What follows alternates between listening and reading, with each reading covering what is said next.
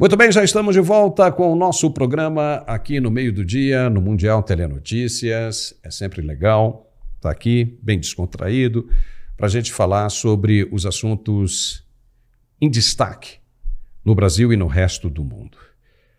O presidente americano começou a deportar, na verdade nem foi ele, né? Foi do governo, são processos do governo Joe Biden, mas os aviões ficaram lotados de imigrantes ilegais que seguiram para os seus países de origem. Na Colômbia, o presidente colombiano disse que não aceitaria os colombianos daquele jeito, ou seja, algemados e acorrentados dentro dos aviões. Assim mesmo, no Brasil aconteceu, ou seja, as autoridades brasileiras começaram a contestar esse tipo de comportamento, sendo que isso já aconteceu e já vinha acontecendo há vários anos. É um procedimento normal, ele é rotineiro no governo americano, é a lei de lá. E os caras vêm algemados, vêm acorrentados, justamente para que eles não possam provocar uma rebelião dentro do avião. Imagine, você está tirando uma pessoa que apostou numa vida melhor num país estrangeiro, está dentro do avião. Se de repente os caras decidem por uma rebelião ali dentro, cai todo mundo ou sequestram o avião e fazem com que ele aterrisse em um outro país. Como é que fica? Para a gente discutir essa questão, nós vamos conversar agora com o nosso analista de geopolítica diretamente dos Estados Unidos, Coronel Gerson Gomes. Olá, Gerson, como é que você está? Tudo bem? Como é que você viu essa situação aí do governo americano de, inclusive, ameaçar a Colômbia de sanções caso não aceitasse de volta os seus originais, né, os seus colombianos? Seja bem-vindo, muito boa tarde, Gerson. Boa tarde, Paulo.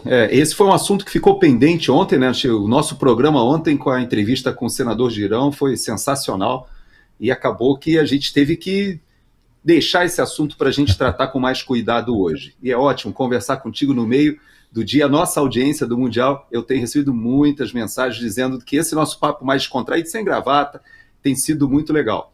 Então, vamos ao assunto. De fato, o Gustavo Petro, ele é alguém muito conhecido, inclusive muito conhecido no Brasil, né? Ele foi um dos líderes da guerrilha, né, do M19, alguém que não somente esteve na guerrilha marxista, como foi um dos protagonistas da migração do movimento revolucionário mais ligado a uma pegada ideológica, quando assume que o narcotráfico seria um business excelente para, ao mesmo tempo, de erodir as estruturas da sociedade do país imperialista, do inimigo do norte, ganhar uma grana federal em cima do narcotráfico.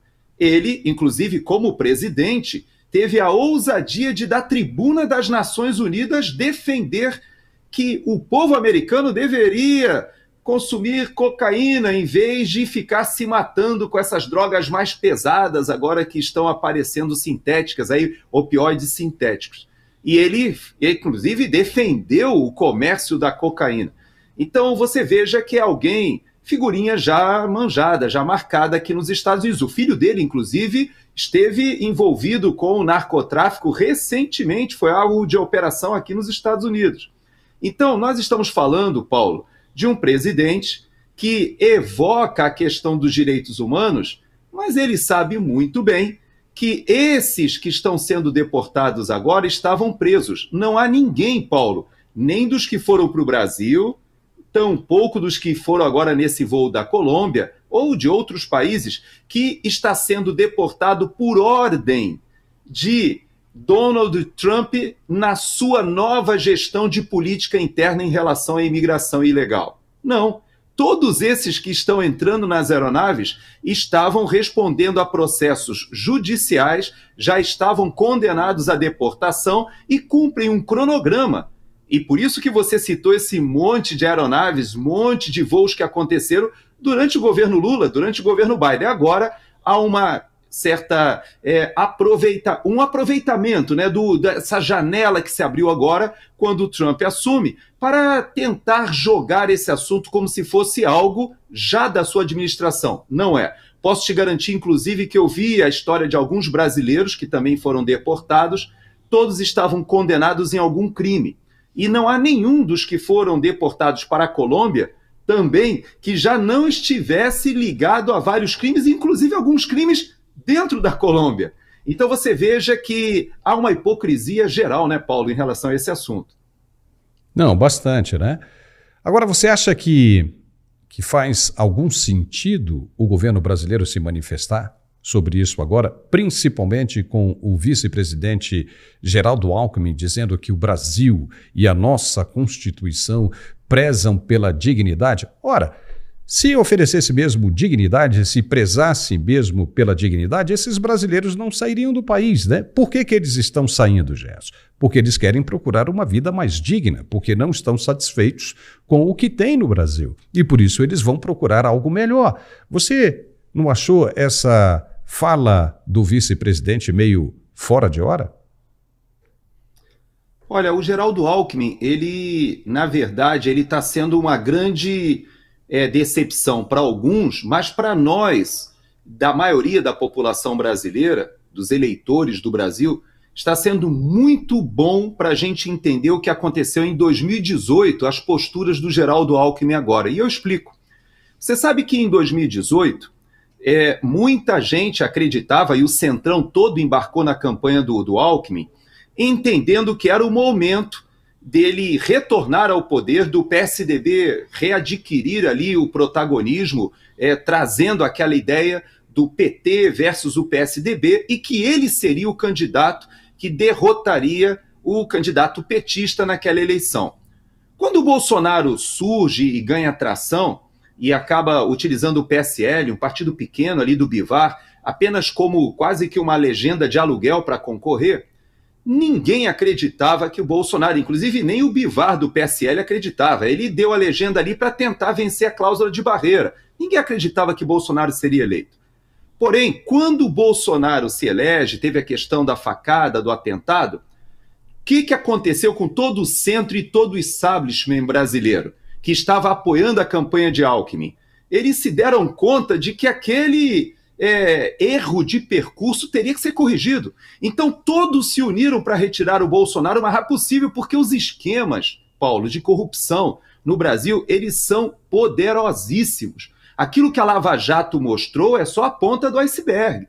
E aí, de repente, todos tiveram que se movimentar para tirar o Bolsonaro de qualquer jeito. E agora a gente está vendo o Alckmin, que talvez muitos de nós, talvez ingenuamente, pensássemos que fosse aquele, representante de uma centro-esquerda moderada. Não, é alguém que foi à assunção do presidente do Irã e se sentou ao lado daqueles terroristas e talvez não tenha se sentindo tão incomodado como a gente pensava que ele deveria se sentir.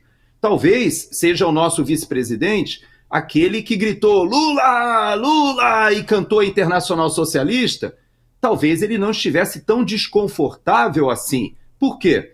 Porque o establishment, o sistema, ou esse grupo que está incrustado no poder do Brasil, ele ficou extremamente incomodado quando Bolsonaro assume o poder. Tinham que retirá-lo. A mesma coisa, guardadas as proporções, Paulo, acontece aqui nos Estados Unidos.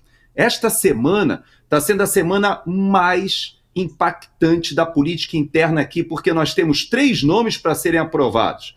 Nós temos o Patel para o FBI, temos a Tulsi Gabbard para a área de inteligência e temos o Robert Kennedy Jr. para a área de saúde. Os 3 estão sendo rejeitados pelo establishment. Os 3 estão sendo ditos o seguinte: não passará a nomeação deles. E você sabe que o secretário de Defesa, que nós até tratamos dele há uns programas passados aqui, ele só passou...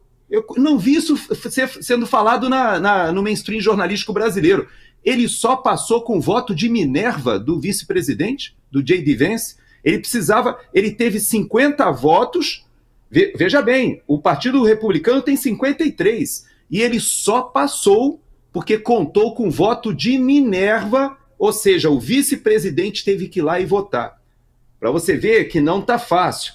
Esse establishment que no Brasil se organizou, e quando você fala do Alckmin, hoje o Alckmin ele representa o que, para mim, quando eu olho aqui os Estados Unidos, alguém que está extremamente conectada a esse grupo mafioso, que ele mesmo acusou lá atrás que se retornasse ao poder seria a quadrilha retornando ao local do crime e ele adere à quadrilha. Então, hoje o Brasil, Paulo, vive uma situação dramática. Por quê? Porque Donald Trump, quando vem ou quando coloca a sua política externa em cima da mesa, ele já disse que ele utilizará todos os meios. E você viu que na Colômbia não durou nem 4 horas. Toda aquela arrogância do Gustavo Petro, muita gente dizia que ele devia estar um pouco alcoolizado, né? Talvez seja até uma característica de alguns desses líderes da esquerda mais antiga, old school, né? O pessoal bebe bastante. Dizem que num desses momentos ele escreveu aquilo na rede social, voltou atrás, concordou com tudo, e Trump fez uma condicionante importante. Disse o seguinte: enquanto a primeira aeronave não pousar na Colômbia e o pessoal descer, os vistos estão todos cancelados, estão todos suspensos. E olha, a galera da Colômbia não pode ficar sem o sul da Flórida, Paulo. Você conhece, você sabe que sem a Flórida, a Colômbia padece. Isso é uma grande verdade, né? A Colômbia padece e uma boa parte do Brasil também. E o Trump acabou usando uma ferramenta que a justiça brasileira adora usar, né? Que é o bolso. Começou a taxar, disse que iria sobretaxar em 25% e que poderia chegar a 50% em uma semana. E aí viriam também outras coisas, como o cancelamento dos vistos e outras coisas mais, bancos, tesouros, essas coisas todas. É óbvio que a Colômbia não suportaria, como também é óbvio que o Brasil não suportará se esse tipo de coisa acontecer para o lado brasileiro também. E aí o que acontece? A gente começa a ver uma manifestação, uma movimentação da esquerda latino-americana para contra-atacar as ações de Donald Trump em relação às deportações. Você vê o México, você vê aí a Colômbia, já juntando o Brasil. Você acha que vai prosperar esse movimento da esquerda latino-americana, Gerson, com relação à política de Donald Trump de imigração?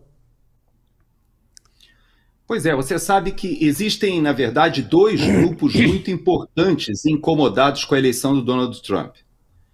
O primeiro grupo, e o mais importante, o mais relevante, não é o grupo dessa esquerda representada ali pelo grupo de Cuba, Venezuela, os grupos guerrilheiros aí ligados ao narcotráfico da Colômbia, até mesmo os grupos de narcotráfico do Peru, da Bolívia, ali da América Central, né? Nós vimos hoje a presidente de Honduras, né, que atualmente ela é a presidente da CELAC, né, da Comunidade dos Estados ali da América Latina e Caribe, ela convocando uma reunião emergencial para tratar desse assunto aí, dessa política externa agora em relação aos imigrantes. E, inclusive, veja que coisa, o próximo presidente rotativo é justamente o Gustavo Petro, que vai assumir. Então, a Xiomara, né, que eu vou até pegar o nome dela aqui, para eu falar direito, é Iris Xiomara Castro de Zelaya. Ela hoje fez uma convocação dizendo, inclusive, que também está muito incomodada com essa política de repatriação de criminosos, porque, na verdade, nessas primeiras ondas, a ordem executiva do Trump mandou priorizar quem? Os imigrantes indocumentados, ilegais, que estão aqui nos Estados Unidos cometendo crimes. Então, essas primeiras ondas serão justamente daqueles que já estão ou presos ou respondendo por crimes, e eles, inclusive, deram uma certa prioridade aos crimes mais graves. Então, nós não estamos falando de pessoas, cidadãos que estão sendo vilipendiados em seus direitos, estamos falando de criminosos aqui nos Estados Unidos, não somente pelo crime de imigrar ilegalmente, mas pior do que isso, são crimes que são ligados ao narcotráfico, até ao sistema financeiro, alguns à questão sexual, outros até mesmo ao tráfico humano. Esses estão sendo deportados. E você sabe uma notícia de bastidor, Paulo? Houve um contato de Washington, da Casa Branca, com o presidente de El Salvador, falando sobre essa expertise que ele tem desses grandes presídios, etc., e ameaçando que se algum país aqui da América Latina, América Central, se negar a receber os criminosos que estão sendo condenados aqui e deportados, Eles seriam enviados para uma espécie de prisão que seria alugada ou talvez alguma coisa nesse sentido de um setor privado investindo ali para manter esse pessoal até que o seu país resolvesse receber. Então a coisa é séria, Paulo. O presidente Trump ele já está determinado e quis dar um recado com a Colômbia. É claro que aqui, você sabe, né? Eu estava tomando aqui o meu cafezinho. O café colombiano ele tem todo um marketing, né? Na Europa, por exemplo, quem sabe conhece o assunto sabe que a Alemanha é o maior exportador de café para toda a Europa e não planta um pezinho de café, né? E, na verdade, eles importam da Colômbia, do Brasil, colocam ali nas cápsulas de Nespresso, ganham uma grana imensa ali com os cafés processados na Europa, mas o americano começou a se questionar, peraí, mas se bota 25%, bota 50%, será que o café não vai subir? E a banana, né? Porque são os dois produtos que o pessoal aqui lembra logo, é o café e a banana da Colômbia. Mas veja só, o Equador já começou a dar risada, que é o maior exportador de banana da região e tem um presidente de direita ali, né? Então, já começou o pessoal a ficar feliz. Os próprios produtores brasileiros de café, opa, com isso será que o preço sobe? A gente já começa a se beneficiar? Produtores da África? Na verdade, Paulo, o que o presidente Trump está fazendo é mostrando o seguinte, a Colômbia, ela depende quase 30% da sua pauta de exportação dos Estados Unidos. Isso para os Estados Unidos é traço, é 0, qualquer coisa por cento na balança comercial. Ele joga com esse poder econômico e, obviamente, com o poder político. E são países que não têm estatura geopolítica para enfrentar. Talvez se unindo, como você falou, talvez esses grupos da América Latina e até da União Europeia que agora tentam resistir, mas eu vou dizer uma coisa para você. O discurso do Milei lá em Davos, o discurso do Trump, o discurso da Meloni e a postura de vários chefes de Estado agora já na região da América Latina e Caribe mostram que tem muita gente querendo surfar a onda Trump em vez de tentar resistir. Vamos ver o que vai dar, né, Paulo? Eu acredito que estejam aí querendo criar pressão. Pressão é aquilo que a gente já falou aqui em outras situações, é o jus esperneandi, né? Ou seja, está todo mundo aí se debruçando, se debatendo, tentando reverter aquilo que não esperavam que acontecesse, ou pelo menos esperavam, mas não acreditavam, e agora estão vendo que a coisa está acontecendo. Ou seja, inclusive isso é muito bom para algumas autoridades brasileiras que estão vendo que ele cumpre aquilo que ele promete e que ele tem armas para se fazer ouvido, não é? Vamos lá, ele tem pressão econômica que podem sim causar, né, uma resposta muito rápida, né, em benefício daquilo que ele está querendo impor. Haja vista o que aconteceu na Colômbia, né? Em 4 horas o Gustavo Petro voltou atrás. Então, quer dizer, realmente é uma coisa que deve ser observada. Agora, ainda continuando com a situação dos deportados, Gerson, você não acha que está havendo até um exagero por parte das pessoas que voltaram, porque aí a imprensa vai lá e trataram vocês bem, e os caras dizem, não, foi horrível e tudo mais. Nós sabemos que é difícil demais a vida de um imigrante ilegal, desde o momento da decisão que é tomada ainda no Brasil até a conclusão, ou seja, pisar em território americano. Mas é muito difícil mesmo. É difícil passar pelos coiotes, né? Você tem todo aquele trâmite, né, de compromisso financeiro com os coiotes que podem, inclusive, colocar a vida de sua família, a integridade física da sua família em risco. Então, veja bem, você voltar para casa ali acorrentado, né, ou seja, com a corrente na cintura e algemado, não chega nem perto das dificuldades que esses deportados enfrentam em todo o processo de ida para o país. Então você não acha que está havendo um exagero danado e fora de hora? Mais do que exagero, eu creio que é uma instrumentalização, má fé mesmo, porque o pessoal sabe a verdade, né, Paulo? Nós aqui nos Estados Unidos, nós temos hoje a 3ª maior comunidade de imigrantes em números absolutos. Nós só perdemos para os mexicanos e para os chineses. Então, hoje, aqui, fala-se de 2, 3 milhões, mas eu ouso afirmar que esse número é bem maior. Só que o Brasil, não figura entre os países, veja só, embora nós tenhamos uma quantidade gigantesca de brasileiros aqui, nós não estamos arrolados nem entre os 10 países com a maior quantidade de imigrantes ilegais. Isso significa o seguinte, que essa população de brasileiros que está aqui, ela veio legalmente. Agora, é claro que o presidente Trump, que é casado com uma imigrante, ele sabe, o próprio vice-presidente é casado com uma indiana, ele é casado com uma indiana. E todos aqui sabemos que os imigrantes são importantíssimos para a ciência e tecnologia. O Vale do Silício se não tiver o pessoal imigrante lá vindo da Índia, Paquistão. Você sabe que o meu irmão trabalha numa indústria de semicondutores que ela teve, eu creio que ela ainda é de propriedade de Israel, mas ele já teve um diretor iraniano e um gerente que era iraquiano na época da guerra. Por quê? Porque são as maiores mentes que eles trazem para os Estados Unidos. E aqui não há como continuar essa pujança sem o imigrante. Porém, o que o Trump está colocando é que houve, esses últimos 4 anos, uma perda total do controle na fronteira que foi proposital. Você sabe que está circulando aqui nos Estados Unidos um vídeo no qual tem falas da Hillary Clinton e do Barack Obama falando sobre a deportação que eles estavam promovendo. Inclusive a Hillary Clinton, pasmem, falando nesse vídeo dizendo o seguinte: se não sabe falar inglês, deveria ir embora. Uau! A Hillary Clinton falando uma coisa dessas e o Barack Obama dizendo que mandaria deportar todos que entraram de maneira ilegal. Sabe por quê? Porque essa é uma pauta de coerência dos dois partidos, que você tem que controlar a imigração.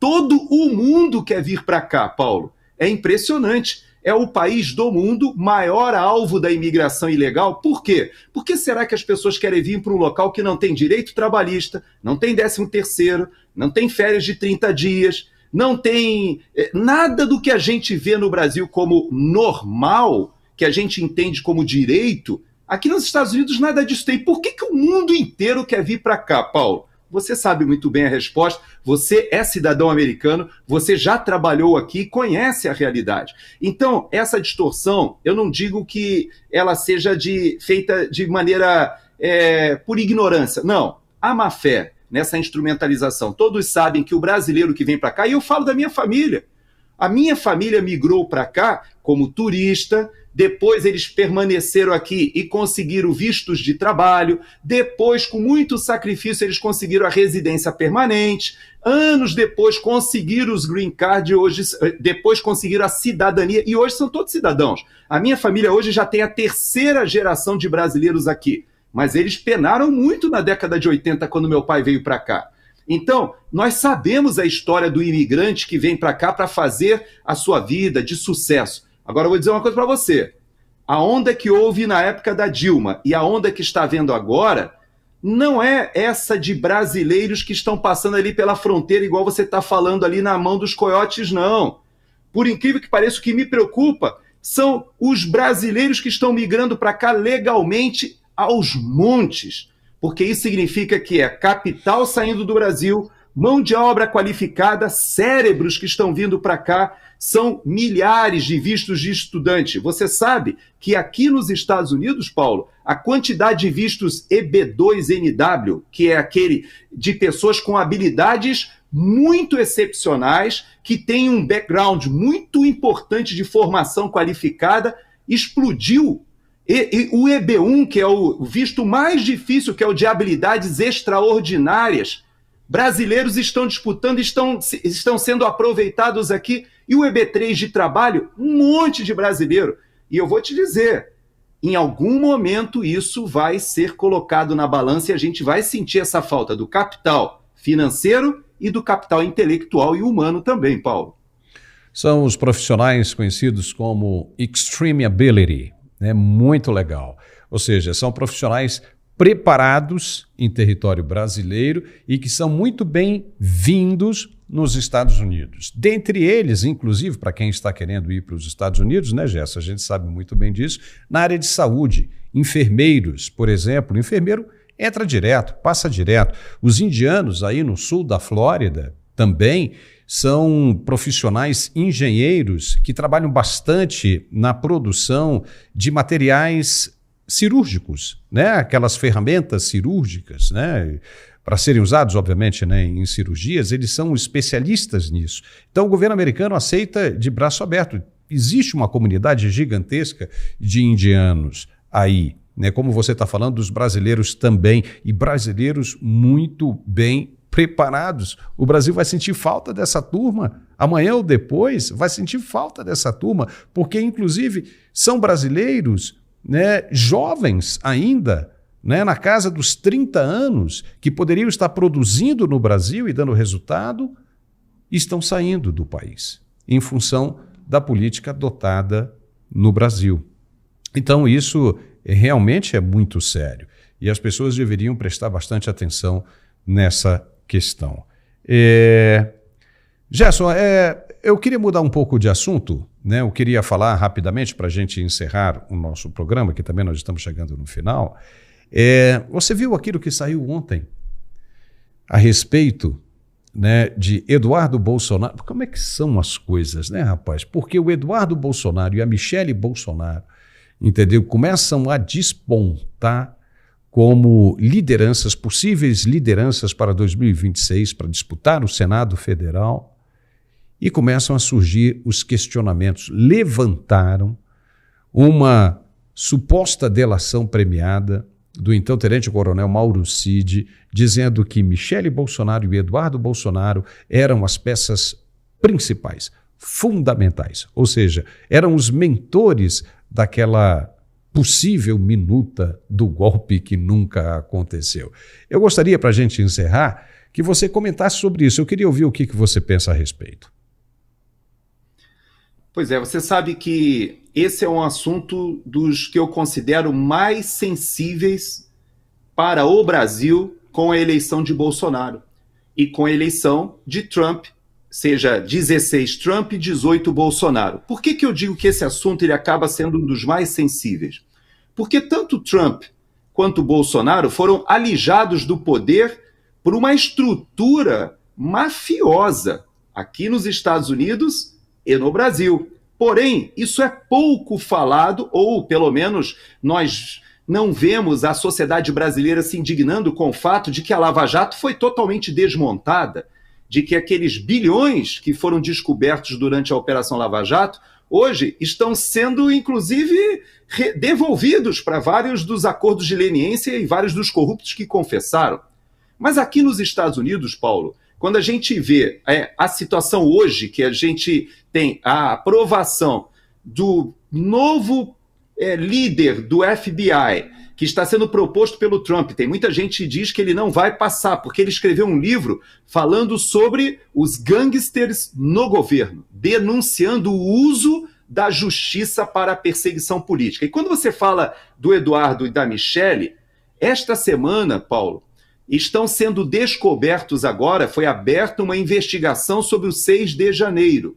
Essa investigação sobre o 6 de janeiro já começou a avançar e chegou em vários policiais federais, ou seja, seria a nossa Polícia Federal, essa que está na mão do Alexandre de Moraes, aqui também fez de diversas perversidades, perseguições, e que quando a gente lê os relatos, Paulo, parece até um copiar e colar.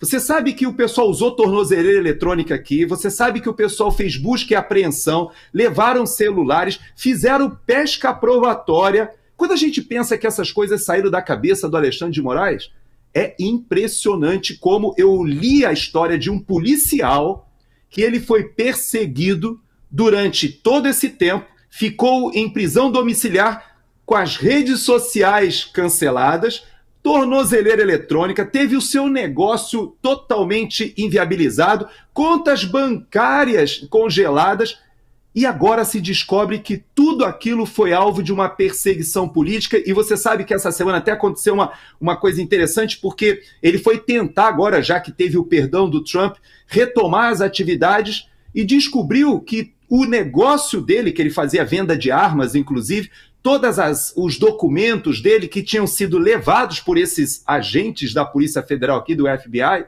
na verdade, eles nem sequer foram colocados nos autos. Eles foram apreendidos de maneira ilegal. E aí, essa semana, apareceu uma caixa na porta dele com todos esses files que alguém devolveu com medo de que o Patel seja aprovado e vá atrás dos responsáveis. Eu vou te dizer uma coisa, Paulo, isso vai acontecer no Brasil de maneira inexorável.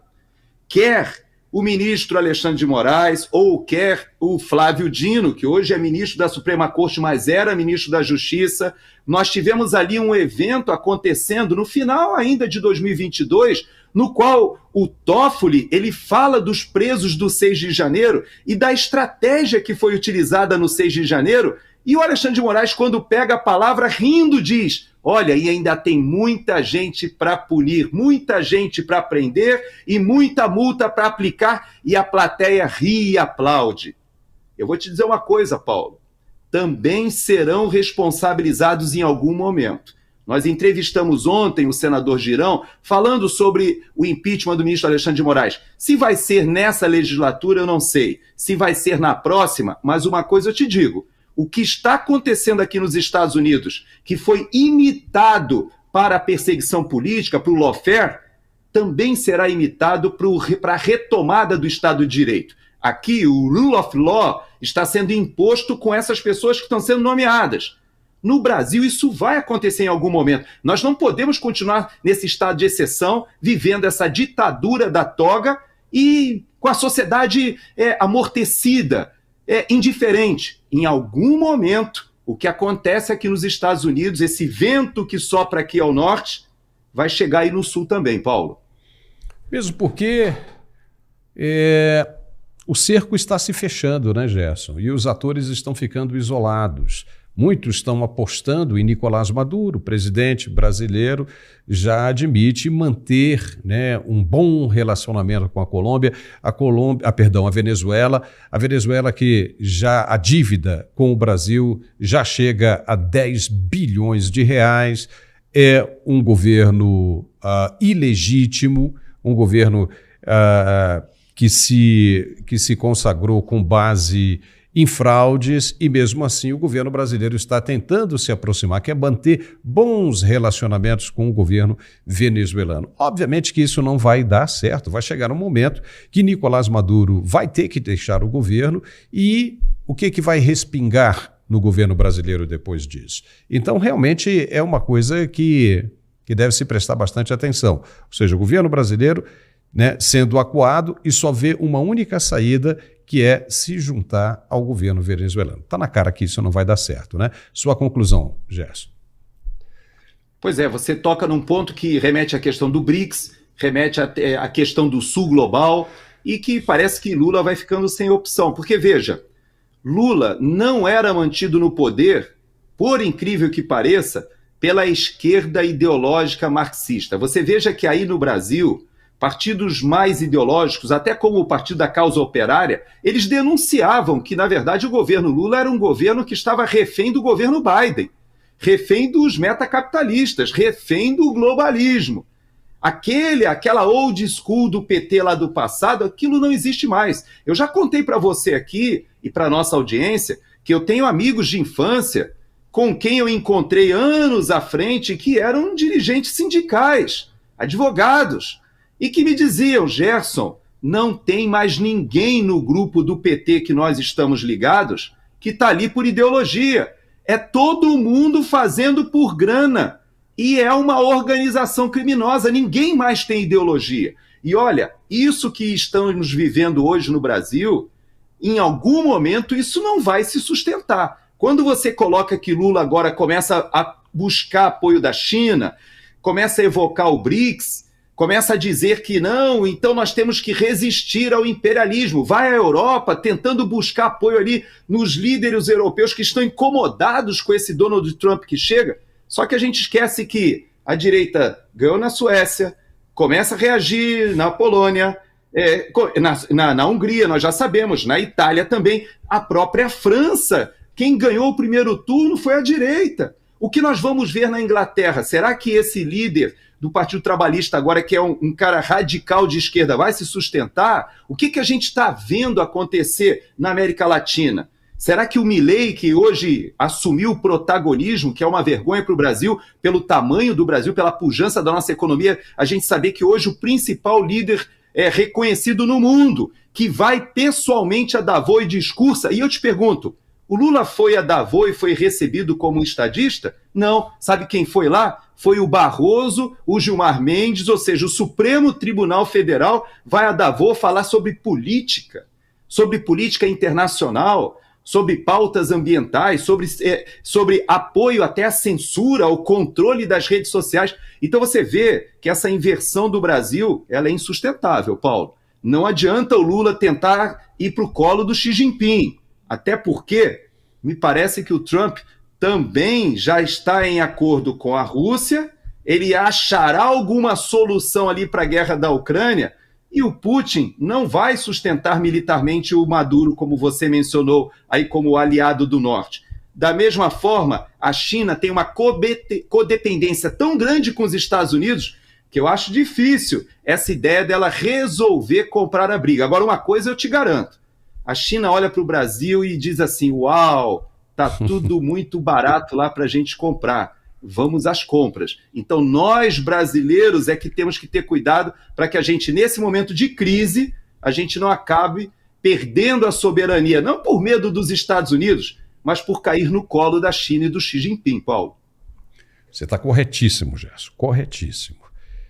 Olha, chegamos ao final desse programa aqui no meio do dia. Gerson, é sempre brilhante bater um papo com você, bem descontraído, assim, é muito legal mesmo. E até a próxima, né? Vamos ver se durante essa semana aí, se pintar alguma coisa também bem interessante aí, eu te chamo aí no meio do dia para a gente comentar também. Um grande abraço e até a próxima, irmão.